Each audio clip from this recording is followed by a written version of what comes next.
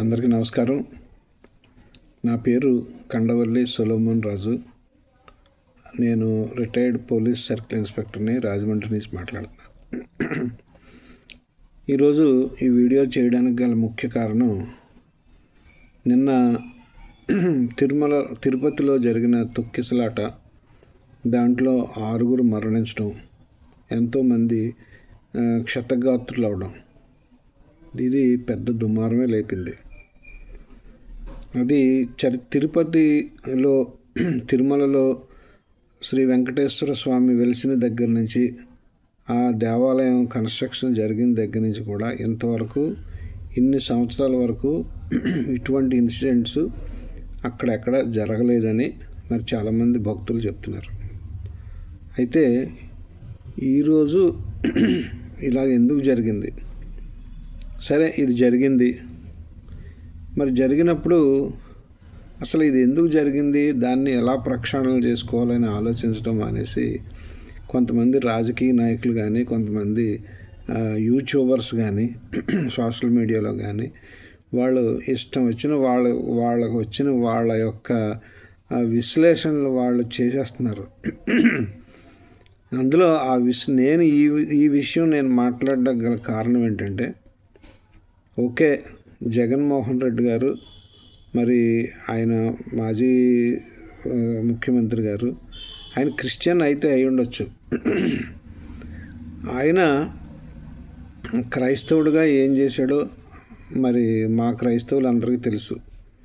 ఎందుకంటే బైబిల్ ప్రకారం మేము చాలామంది నాలాంటి వాళ్ళు ఆయన్ని వ్యతిరేకించడానికి గల కారణం ఏంటంటే, ఆయన దేవుడి 10 ఆజ్ఞల్లో ఆజ్ఞను మీరి ఆయన సాష్టాంగ నమస్కారాలు చేయటం జరిగింది. ఓకే, ఆయన ప్రభుత్వాధినేతగా ఉన్నప్పుడు చేయొచ్చు, కానీ ఎంతవరకు? కొంతవరకే, దాని పరిమితములు. ఎందుకంటే మేము కూడా చాలామంది ఇంతకుముందు ఎందుకు రాజశేఖర రెడ్డి గారు ఉన్నారు, ఆయనే చేశారు, ఆయన క్రిస్టియనే. మన జనార్దన్ రెడ్డి గారు ఉన్నారు, ఆయన క్రిస్టియనే. అలాగే కిరణ్ కుమార్ రెడ్డి గారు ఉన్నారు, ఆయన ఫ్యామిలీలో కూడా చాలామంది క్రిస్టియన్స్ ఉన్నారు. మరి వీళ్ళందరూ ఇటువంటి కార్యక్రమాలు, అంటే వాళ్ళు క్రిస్టియానిటీ ఆచరిస్తూ ఎక్కడ హిందూయిజాన్ని ఎక్కడ దెబ్బతినుకోకుండా న్యూట్రల్గా వాళ్ళ పరిపాలన చేయడం జరిగింది. సరే, ఈయనకి ఇంకా నాలాంటి వాడికి నచ్చని విషయం ఏంటంటే కక్ష సాధింపు. ఎందుకంటే క్షమాగుణం అనేది మెయిన్, క్రైస్తవత్వంలో క్షమాగుణం అనేది మెయిన్ ఉండాలి. ప్రేమ, క్షమాగుణం మెయిన్. కానీ మరి ఈయన క్షమాగుణం లేకోకుండా కక్ష సాధింపు చర్యలు మరి ఈయన చేశారా, లేకపోతే వెనకాల ఉండేవాళ్ళు చేయించినా కూడా దానికి బాధ్యులు ఈయనే వహించాలి కదా. అందుకనే నాలాంటి న్యూట్రల్గా ఉండే వ్యక్తులకి మొదట్లో ఆ విజయమ్మ గారిని చూసి బైబిల్ పట్టుకుని బైబిల్ విషయాలు ప్రార్థన చేస్తుందని చెప్పి నేను కూడా అట్రాక్ట్ అయ్యాను వాళ్ళకి. ఎప్పుడైతే ఈయన అధికారంకి వచ్చిన తర్వాత ఈ రకమైన చేష్టల వల్ల మాలాంటి కొంతమంది క్రైస్తవులకి కొంచెం ఇబ్బందే కలిగింది. దానికి తోడు కొంతమంది ఆయన మీద విరోధంగా కొంతమంది వ్యక్తులు, లేకపోతే రాజకీయ నాయకులు కానీ, లేకపోతే కొంతమంది యూట్యూబర్స్ కానీ ఆయన్ని తిట్టారు. మొత్తం క్రైస్తవ సమాజాన్నే మొదలుపెట్టారు. ఎక్కడో శ్రీకాకుళం జిల్లాలో అక్కడ విగ్రహం దొంగతనం జరిగితే అది మరి దాన్ని డ్యామేజ్ చేసి దొంగతనం జరిగింది. ఎక్కడో అంతర్వేదిలో రథం దానికి కాలిపోయింది. దానికి క్రిస్టియన్స్కి, దానికి జగన్మోహన్ రెడ్డి గారికి, దానికి ఆయన ఎవరో సునీల్ ఎవరో ఉన్నారు, ఐజీ గారు, ఆయన మరి క్రిస్టియన్ కాదు, యాక్చువల్గా ఆయన ప్యూర్ హిందూ. మరి ఆయనకి కూడా కలిపేశారు దాని మీద. సరే, ఓకే, వాక్ స్వాతంత్ర్యం ఉంది కాబట్టి ఎవరైనా ఏదైనా మాట్లాడచ్చు. కానీ ఈరోజు ఈ విషయాలు నేను మాట్లాడడానికి గల కారణం ఏంటంటే, తిరుపతి దేవస్థానంలో అసలు క్రైస్తవులకి ఏమన్నా సంబంధం ఉందా? మీరు మాట్లాడితే అన్యమత ప్రచారం అంటారు. ఎవడో పిచ్చోడు, వాడు ఫారినర్స్ దగ్గర నుంచి ఫండ్స్ రప్పించుకోవడం కోసం ఈ ఫోటోలు, వీడియోలు చూపించి ఇగో డెవిల్స్ ఇవన్నీ ఏదో మాటలన్నీ మాట్లాడడం వల్ల అప్పుడు అతనికి సరైన పనిష్మెంట్ ఇచ్చారని చెప్పి ఏ క్రైస్తవుడు కూడా అతనికి సపోర్ట్ చేయలే. అలాగే కాకినాడలో ఒక అతను ఉన్నాడు, అతనికి కూడా సపోర్ట్ చేయలే ఎవరును. ఎందుకంటే క్రైస్తవ సమాజానికి తెలుసు, క్రైస్తవ సమాజం ఎప్పుడు ఇటువంటి కోరుకోరు అసలు. కానీ మరి ఇటువంటి ఇన్సిడెంట్ జరిగినప్పుడు, లేకపోతే అన్ని మతాల ప్రచారం అని కానీ, లేకపోతే క్రిస్టియన్స్ ఇలా చేస్తుంది, క్రిస్టియన్ కాబట్టి ఇలా చేసాడు ఇతను అని చెప్పడం, అది ఎంతవరకు కరెక్టో మీరే ఆలోచించుకోవాలి. అయితే దీని గురించి నేను ఒక్కసారి అసలు తిరుమల తిరుపతి దేవస్థానం గురించి, అసలు టీటీడీ ట్రస్ట్ అనేది ఎప్పుడు ప్రారంభమైంది దాని గురించి కొన్ని విషయాలు మీకు చెప్పాలనుకుంటున్నాను. ఇది 18వ సెంచరీలో, అంటే 1700 దగ్గర నుంచి 18వ సెంచరీ వరకు మన దేశీయ ఆధిపత్యంలోనే ఈ తిరుపతి దేవస్థానం ఉండేది. అక్కడ అంటే దేశీయులు అంటే మన భారతీయులే దాన్ని మెయింటైన్ చేయడం జరిగేది. తర్వాత బ్రిటిష్ ఈస్ట్ ఇండియా కంపెనీ దాన్ని అది వచ్చిన తర్వాత వాళ్ళు కొంతకాలం ఏం చేశారంటే మన మద్రాస్ గవర్నమెంట్లో వాళ్ళకి అప్పచెప్పారు. అది 1817లో మద్రాస్ గవర్నమెంట్ ఏం చేసిందంటే దాన్ని వారి దగ్గర ఉన్న అధికారాన్ని, దాన్ని అజమాయిషిని బోర్డ్ ఆఫ్ రెవెన్యూ అనే దానికి అప్పుడు కలెక్టర్ గారి ద్వారా వారికి అప్పచెప్పడం జరిగింది. సరే, ఇది ఇలాగ ఉండగా 1821లో, ఎందుకంటే అప్పట్లో ఆ దేవాలయంకి, ఆ స్వామివారి దేవాలయంకి ఉన్నది అప్పట్లోనే 2.680 crores ఎంతో ఉండేదంట ఆదాయం. అలాంటిది దీని మీద నిష్ఠ, ఆ తర్వాత దీనికి ఒక పద్ధతి, ట్రస్ట్ సరైన మిస్యూజ్ అవ్వకోకుండా దాన్ని సరిగా కనిపెట్టాలనే ఉద్దేశంతో అప్పట్లో ఉన్న డిస్ట్రిక్ట్ కమిషనర్ 1821లో బ్రూస్ అని ఒక ఆయన ఈస్ట్ ఇండియా కంపెనీకి సంబంధించిన చిత్తూరు జిల్లా డిస్ట్రిక్ట్ కమిషనర్. ఆయన ఒక 42 నిబంధనలు దాన్ని తయారు చేసి అసలు టీటీడీ అడ్మినిస్ట్రేషన్ అంతా ఆయన ఒక పద్ధతిగా పెట్టడం జరిగింది. మీకు విషయం తెలుసా? మీకు అందరికీ తెలుసో తెలియదు నాకు. అసలు ఈ బ్రిటిషర్స్లో సర్ థామస్ మన్రో అంట ఆయన, తర్వాత జియో స్టార్టన్ అనే ఆయన, ఇద్దరు బ్రిటిషర్స్ కూడా వెంకటేశ్వర స్వామిని నమ్మి వారు కూడా క్రిస్టియన్ అయి ఉండి కూడా వారిని వెంకటేశ్వర స్వామి భక్తులుగా వాళ్ళు మారటం జరిగిందట. మరి ఇలా బ్రిటిష్ ఇండియా వాళ్ళ తర్వాత 1933లో ఈ టీటీడీని బ్రిటిషర్స్ ట్రస్ట్గా దాన్ని గుర్తించి దీన్ని మిస్యూజ్ అవ్వకోకుండా ఇందులో వచ్చే ఆదాయం కానీ ఇది ఒక అడ్మినిస్ట్రేషన్ చేయాలనే ఉద్దేశం ఈ బ్రూస్ కోడ్ అనేది 1821లో ఆయన బ్రూస్ కోడ్ అని 42 నిబంధనలు పెట్టి దాన్ని ఒక ఆర్డర్లో పెట్టాడు ఆయన ఒక ఆర్డర్లో పెట్టాడు ఆయన. అప్పటి నుంచి ఇది 1933 నుంచి టీటీడీ బోర్డు ఆ బ్రూస్ కోడ్ని అనుసరిస్తూ కొంత కాలానుగుణంగా కొంత మార్పులు జరగడం జరిగింది. మీకు విషయం తెలుసా? మన జగన్మోహన్ రెడ్డి గారు దేవాలయంలోకి, వెంకటేశ్వర స్వామి ఆలయంలోకి వెళ్ళడానికి ఆయన డిక్లరేషన్ అనేది ఇవ్వలేదు అనే ఉద్దేశం ఆయన చాలా విమర్శలు గుప్పించారు ఆయన మీద. నిజంగా చెప్పనా, అసలు ఈ డిక్లరేషన్ అనేది పెట్టింది ఎవరో తెలుసా? బ్రిటిషర్స్ పెట్టారు. డిక్లరేషన్ అనే దాన్ని బ్రిటిషర్స్ పెట్టారు. ఎందుకంటే క్రైస్తవంలో కూడా దాంట్లో ఒక డిక్లరేషన్ ఉంటుంది. ప్రతి ఆదివారం లూథరన్ చర్చెస్లో ఒక అపోస్తుల విశ్వాస ప్రమాణం అని చెప్పి ఒకటి చెప్తాం.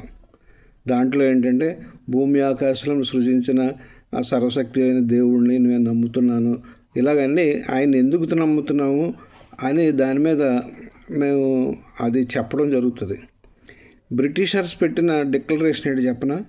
బ్రిటిషర్స్ ఈ దేవుణ్ణి ఇక్కడ ఆచార వ్యవహారాలు మేము గౌరవిస్తాం, ఈయన నమ్ముతాం ఈయన ఇది కాబట్టి ఈయన మీద మాకు నమ్మకం ఉంది.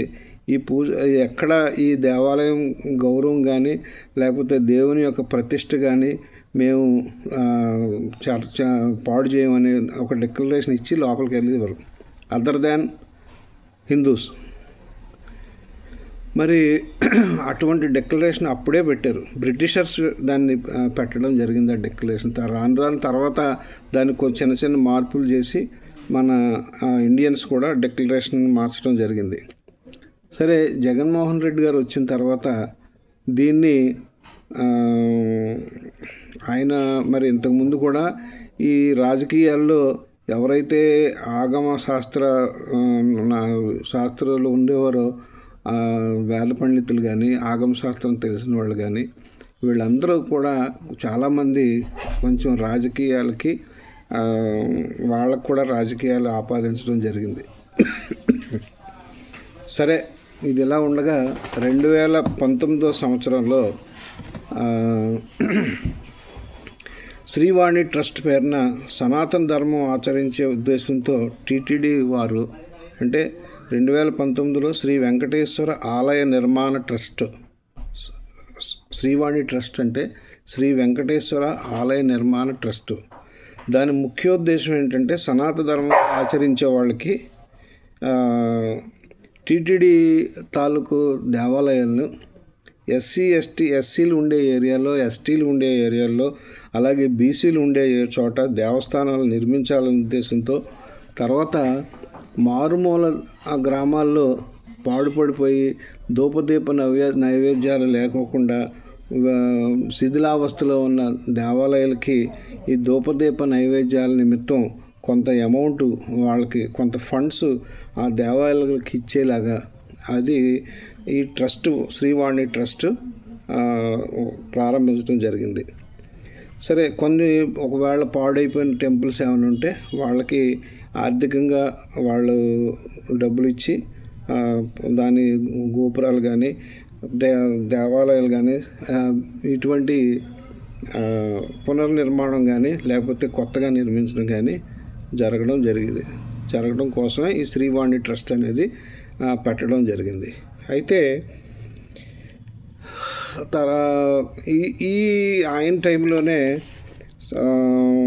శారదాపీఠం మీకు తెలుసు కదా, విశాఖపట్నంలో శారదాపీఠం అంటే ఆయనకి మరి జగన్మోహన్ రెడ్డి గారు చాలాసార్లు అక్కడికి వెళ్ళడం జరిగింది. మరి వారు శారదాపీఠంలోనే సాష్టాంగ నమస్కారం కానీ చాలా యజ్ఞాలు కానీ హోమాలు కానీ చేయించారు. తర్వాత శారదాపీఠంకి తిరుమలలో ఒక బిల్డింగ్కి కొంత స్థలం ఇవ్వడం జరిగింది. ఆ బిల్డింగు కొంత కన్స్ట్రక్షన్ కూడా అయిందనుకుంటాను దాంట్లో. అలాగే ఈ టూరిజం డిపార్ట్మెంట్, ఈ శారదాపీఠం ఏదైతే శ్రీవాణి ట్రస్ట్ ఉందో ఈ శ్రీవాణి ట్రస్ట్కి ఆ దర్శనం టికెట్లు కానీ లేకపోతే ఇటువంటి పూజకు సంబంధించిన టికెట్స్,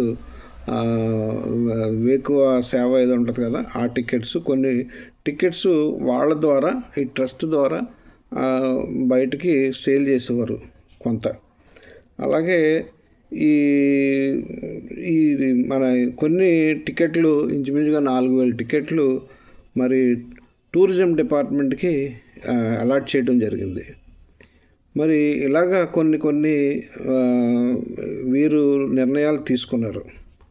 సరే, మరి దేవుడు అంటే వెంకటేశ్వర స్వామి పవర్ఫుల్లే, కానీ గ్రామాల్లో ఉన్న మారుమూల ఉన్న దేవాలయాలు, అక్కడ శిథిలావస్థలో ఉన్న దేవాలయాలు కానీ లేకపోతే ధూపదీప నైవేద్యాలు లేకుండా ఉన్న దేవాలయాలకు కానీ సడన్గా ఈ ధూపదీప నైవేద్యాలు ఆపేస్తే మరి అక్కడ లోకల్గా ఉండేవారు ఆ దేవుడి మీద నమ్మకం ఉండే కదా అక్కడికి వెళ్తున్నారు. మరి సడన్గా ఈ ధూపదీప నైవేద్యాలు ఇవన్నీకి వెళ్ళే ఈ ట్రస్ట్ క్యాన్సిల్ చేసి ఇవన్నీ చేయడం వల్ల మరి ఆ దేవుణ్ణి కూడా మరి అవమానించినట్టు అని నేను అనుకుంటున్నాను. ఎందుకంటే మరి ఎప్పుడు రెగ్యులర్గా జరిగేవి జరగాలి. నిన్న నా ఫ్రెండ్స్ ఒక ఆయన ఉన్నారు, ఆయన పక్కా హిందూ, ఆయన బ్రాహ్మణులు కూడా, ఆయన చాలా పురోహితుడు. ఆయన ఇవన్నీ నాకు తెలీదు, ఆయన చెప్తున్నాడు. ఆయన గతంలో ఇవన్నీ సడన్గా ఆపేశారు. దానివల్ల మరి ఇది అరిష్టం జరుగుతుంది అని మేము అనుకున్నాం. ఖచ్చితంగా ఈ అరిష్టం జరిగింది. ఎందుకంటే గ్రామాల్లో ఉన్న దేవాలయాల్లో ధూపదీప నైవేద్యాలు ఆపేయడం, తర్వాత ఈ ట్రస్ట్ ఆపేయడం, కొన్ని ఎస్సీ బీసీల్లో మరి నిజంగా ఎస్సీ బీసీలు ఏరియాలో టెంపుల్స్ కట్టడం అనేది అది మంచి ఆలోచనే. మరి ఎందుకు అయితే ఎక్కడైనా కొన్ని అవకతవకలు కానీ అవినీతి కార్యక్రమాలు జరుగుతాయి. అంత మాత్రాన మొక్కకి చీడ పట్టిందని చెప్పి ఆ మొక్కనంతా చంపేస్తే, కొట్టేస్తే, చెట్టుని కూడా చంపేస్తే ఎలాగా? ఇప్పుడు అదే జరిగింది. ఈ శ్రీవాణి ట్రస్ట్ ద్వారా ఎన్ని టిక్కెట్లకి ఏదో బ్లాక్లో అమ్మారని విజిలెన్స్ రిపోర్ట్లు ఉన్నాయని. మరి నిజంగా బ్లాక్లో అమ్మితే వాళ్ళ మీద తీసుకోవాలి కదా, వాళ్ళ మీద యాక్షన్ తీసుకోవాలి కదా, క్రిమినల్ యాక్షన్ తీసుకోవాలి కదా. సరే, పోనీ ఇదంతా ఒక ఎత్తు అయితే, ఇంకో విషయం ఏంటంటే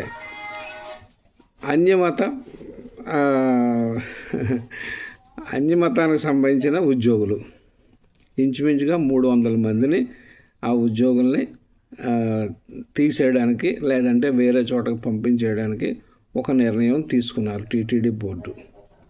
ఇంతకాలం పిల్లలతో ఉండి అక్కడ ఉండి స్వామివారి సేవ చేసుకుంటూ, ఇప్పుడు చాలా టెంపుల్స్లో మరి ఇప్పుడు నాకు తెలిసి ఐనవేలి దేవాలయం ఉంది. ఐనవేలి దేవాలయంలో అక్కడ బాజాలు వాయించే వాళ్ళందరూ వంశపారంపర్యంగా వచ్చే ముస్లిమ్స్ అక్కడ బాజాలు వాయిస్తారు అక్కడ. మరి అలాగే కొంతమందికి కొన్ని చోట్ల వంశపారంపర్యంగా కొన్ని విషయాలు వాళ్ళకి హక్కులు ఉంటాయి.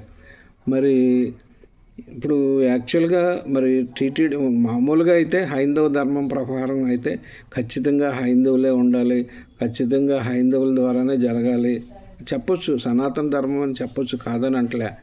కానీ అట్ ది సేమ్ టైం మనకి రాజ్యాంగం ఒకటి ఉంది కదా, రాజ్యాంగం ప్రకారం మనకి రిజర్వేషన్ అనేది పెట్టారుగా. రిజర్వేషన్ అనేది పెట్టిన తర్వాత ఇది టీటీడీ అనేది ట్రస్ట్, అదొక బోర్డు అయినా కానీ దానికి యాజమాన్యం ఎవరు? గవర్నమెంటే, ప్రభుత్వమే.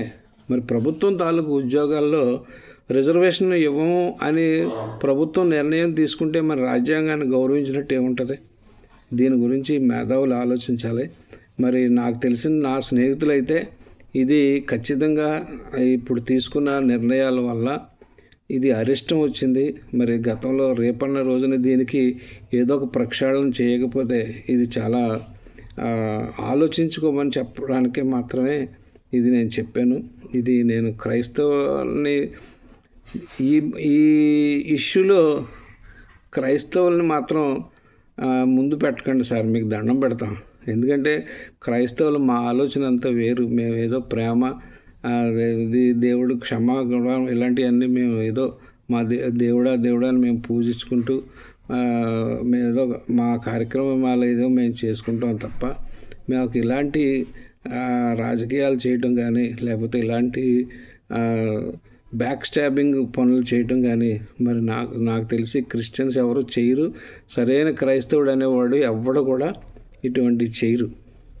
మరి నిజంగా మీరు ప్రతిపక్ష నాయకుడి మీద ఆయన మీద కోపం ఉంటే మీరు వేరే విధంగా ఆయన మీద మీరు దుమారం లేపుకోండి, మేమేం కాదన్నాం. కాకపోతే క్రైస్తవుడు కాబట్టి ఇలా చేశాడు, క్రైస్తవుడు కాబట్టి 10 రోజులు ఈ వైకుంఠ దర్శనం అనేది 10 రోజులు పెట్టాడు. 10 రోజులు పెట్టాడంటే మరి మీరు వచ్చారుగా, మీరు వచ్చిన తర్వాత మార్చుకోవాలి కదా ఇవన్నీ. ఆయన టైంలో ఆయన వెసులుబాటు కల్పించడం కోసం పెట్టారు, ఓకే. మీరు వచ్చిన తర్వాత మీ నిర్ణయాన్ని మార్చుకోవాలి కదా. ఇప్పుడు మీరు ఆయన 10 రోజులు పెట్టాడు కాబట్టి సజావుగా జరిగింది. ఇప్పుడు ఒకే రోజు మీరు పెట్టారు, ఏమైంది? మొత్తం లక్షలాది మంది వచ్చి మీద పడిపోయారు. దాన్ని కంట్రోల్ చేయలేక వాళ్ళే ఇంచుమించుగా 6 మంది చనిపోవడం జరిగింది.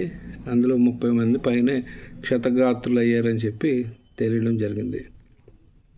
మరి ఎంత ఎక్స్గ్రేషియా ఇస్తే మాత్రం మనం వాళ్ళ పోయిన ప్రాణాలు మనం తీసుకొచ్చి ఇవ్వలేం. కాబట్టి వీలైనంత వరకు రాజకీయాలు, ఎందుకంటే దేవుడి దగ్గర రాజకీయాలు ఏంటండి బాబు?